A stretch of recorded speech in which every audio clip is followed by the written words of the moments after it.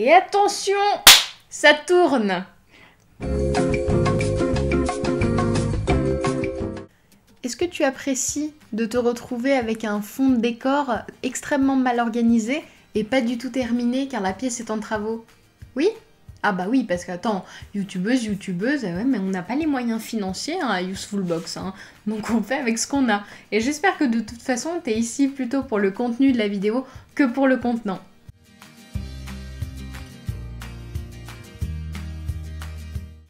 Salut YouTube, comment il va? Je fais pas durer le suspense plus longtemps. Effectivement, ça sera une vidéo en deux parties. Dans la première partie, je vais t'expliquer un petit peu comment je fais le bilan de mon année 2017 parce que ça y est, Noël est passé, le 31 approche et c'est vrai que je suis une personne qui adore les fins d'année. Autant pour les fêtes que pour la bouffe, que pour les cadeaux et que pour les nouvelles résolutions. Je ne sais pas si ce que je viens de dire avait un sens. Mais du coup, aujourd'hui, on va parler effectivement de comment faire le bilan de son année. Donc c'est quelque chose que je fais, après c'est très personnel, peut-être que toi ça t'emmerde, ce que je peux tout à fait comprendre, mais je sais pas, je trouve que vers le mois de décembre, il y a une énergie extrêmement positive de création où tu te dis qu'il y a bientôt 365 jours qui vont être devant toi, que tout est possible, que tu peux accomplir des choses de fou et ça te donne une énergie du feu de Dieu. Personnellement, c'est mon cas. Et aujourd'hui, on va voir un petit peu comment on fait pour clôturer une année.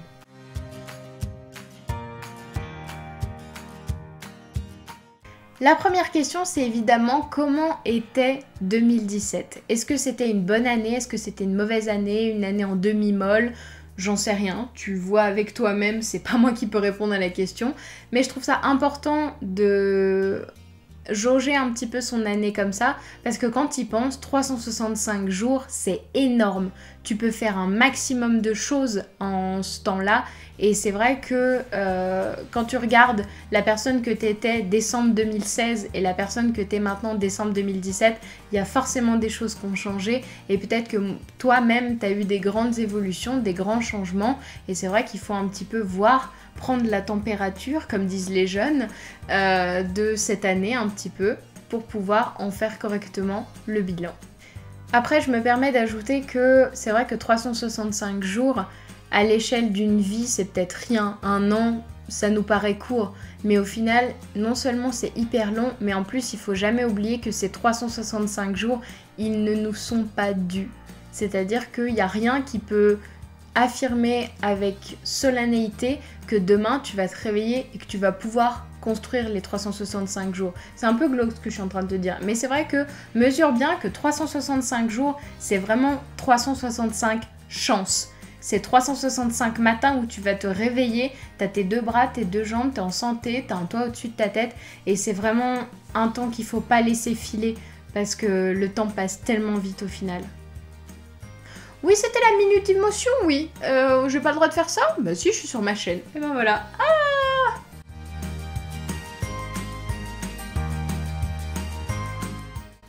Maintenant, en deuxième partie, je te propose de regarder les mauvais bails de 2017. Donc, sur 365 jours et sur 365 nouvelles chances, il y a forcément des jours où ça va aller vraiment moins bien et où il peut t'arriver juste de la merde, hein. Des événements qui sont dramatiques, qui sont tristes, qui te foutent le seum. Appelle ça comme tu veux, mais le fait est qu'il y a toujours du négatif là où il y a du positif et inversement. Et c'est pour ça que je vais te demander de prendre une feuille, un papier, un crayon et de faire la liste des choses négatives qui te sont arrivées en 2017. Donc ça peut être n'importe quoi tant que ça t'a bien foutu la mort, tu vois ce que je veux dire ? Et après avoir fait ça, il va falloir te poser 5 minutes et réfléchir au positif que tu peux tirer de cette situation. Pour prendre un exemple, j'ai vécu une rupture cette année qui était compliquée pour moi parce que c'était une personne à laquelle j'étais vraiment attachée. Mais au final, maintenant, avec le recul de la situation, je m'aperçois que la raison pour laquelle on s'est séparés, elle n'est pas si mauvaise que ça, puisque en fait, l'aspect positif là-dedans, c'est que j'ai découvert que j'étais pas prête tout simplement à accueillir une relation et à accueillir l'amour de quelqu'un. J'avais encore trop d'histoires à régler avec moi-même, des bails un peu sombres, mais là n'est pas le sujet de la vidéo. Mais tu vois, Dans cette rupture qui peut paraître négative, j'ai trouvé le positif, c'est que j'ai appris des choses sur moi-même. Et ben je te demande de faire pareil avec tous les éléments négatifs qui te sont arrivés. Donc même si parfois les raisons sont un petit peu obscures et que tu peux mettre du temps à les chercher, il y a toujours une leçon derrière ce qui nous arrive. Donc je trouve ça important de savoir reconnaître laquelle, même si parfois je te le concède, c'est extrêmement dur. Et je me permets une petite aparté, rappelez-vous toujours que les gens qui entrent dans votre vie, et même qui en sortent d'ailleurs, sont toujours là pour vous enseigner, que ça soit par leurs paroles ou par leurs actes.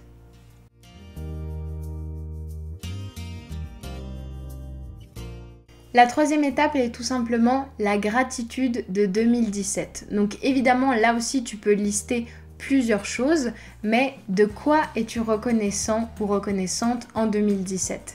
Est-ce que c'était une naissance ? Est-ce que c'était un changement d'emploi ? Est-ce que c'était un nouveau travail ou une nouvelle maison ? J'en sais rien. Tu peux mettre ce que tu veux, même des choses infimes, mais le but c'est de repérer les événements qui vraiment t'ont touché et qui t'ont apporté du bonheur ou de la joie.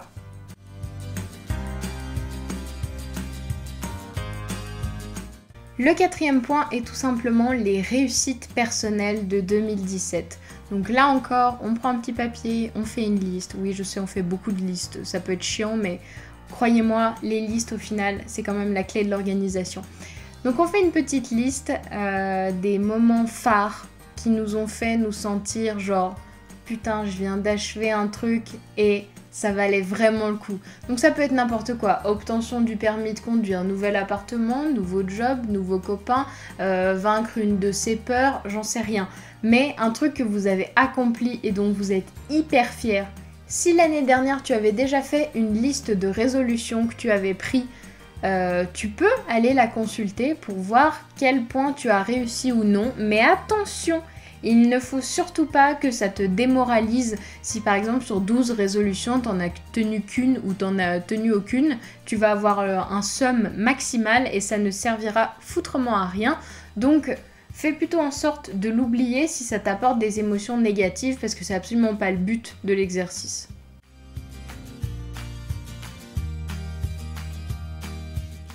Le cinquième tips, c'est tout simplement les meilleurs souvenirs de 2017. Alors, c'est très personnel, mais c'est vrai que j'aime beaucoup me remémorer les choses parce que l'être humain a beaucoup de qualités, hein, mais pour moi, c'est pas la mémoire en tout cas, puisque j'oublie beaucoup de choses et dans mon bullet journal, que je te présenterai peut-être un jour dans une vidéo si ça t'intéresse, chaque jour, je fais ce qu'on appelle un moment de gratitude. C'est-à-dire que je prends la journée, par exemple aujourd'hui, mon moment de gratitude, ça sera d'avoir tourné cette vidéo pour parler de choses avec toi, parce que j'adore faire des vidéos et ça me met vraiment en joie. Mon moment de gratitude de la journée, ça sera ça.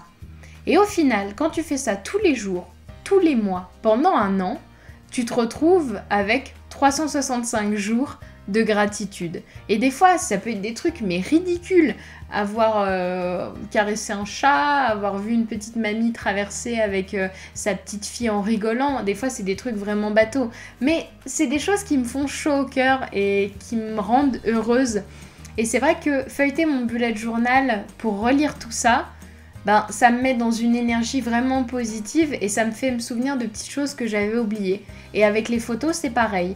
Chaque année, je trie mes photos par année, donc je fais des dossiers 2016, 2015, 2017, et ça me permet de me rappeler des clichés que j'ai pris dont je me souvenais même pas, parce que maintenant, on a toujours notre téléphone dans la poche ou même notre appareil photo pas loin, et on a tendance à prendre beaucoup de photos. Et si vous faites ça, vous retomberez forcément sur des clichés que vous aviez complètement oubliés, que ce soit de vous ou de quelqu'un que vous avez fait, et qui vont vous faire marrer, parce qu'il y a toujours des photos ou des vidéos ou des Snapchat ou que sais-je, qui sont très drôles et dont on ne se souvient pas forcément. Donc ça, je trouve que c'est vraiment le truc idéal pour se mettre dans un bon mood, un bon état d'esprit, parce que ça fait juste trop plaisir de revoir tout ça. Mais après, ça reste très personnel, même si vous n'avez pas de bullet journal ou de photos à portée de main, vous pouvez tout simplement vous servir de votre petite tête pour réfléchir en vous disant, bon bah là, en mois de janvier, j'étais où, j'ai fait quoi, au mois de février, au mois de mars, et vous faites ça, vous étalez ça un petit peu vos recherches, et vous allez voir qu'il y a forcément des choses qui vous reviennent. Voilà, C'est la fin de cette vidéo, j'espère qu'elle t'a plu, que les conseils ont été utiles et que tu as pu faire le bilan toi aussi de ton année 2017 pour clôturer correctement les choses. N'hésite pas à prendre tes petits doigts sur ton petit clavier pour me mettre un commentaire, pour me dire quel a été ton moment marquant de 2017, ce pourquoi tu es reconnaissante, un souvenir, ce qui t'a fait plaisir, n'importe quoi que tu as envie de partager avec moi et avec la communauté Useful Box, parce que oui, il n'y a pas que moi qui lis les commentaires, il faut pas croire. En attendant, je te dis à la semaine prochaine pour une nouvelle vidéo. Fais attention à toi. Et ben voilà, une bonne fin de vidéo.